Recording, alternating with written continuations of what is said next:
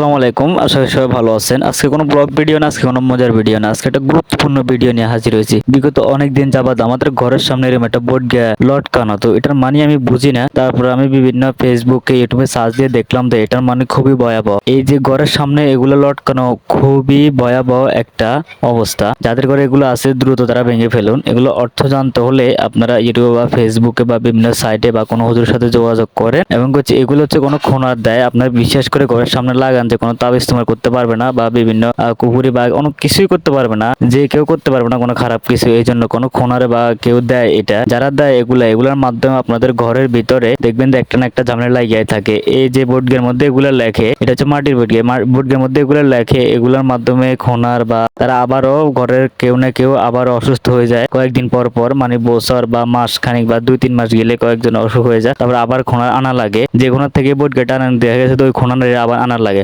তো আপনারা বেশি বেশি এই ভিডিওটা শেয়ার করুন এবং কি এইগুলা জানার মাধ্যমে তারপরে ঘরের সামনে থাকলে এগুলো নিয়ে ভেঙে ফেলেন। আসলে এটা আমরা একজন খোনার থেকে আনছি, আনার পরে আমি এটার সবকিছু দেখার পরে দেখলাম যে এটার অবস্থা খুবই ভয়াবহ। দেখছি যে খোনার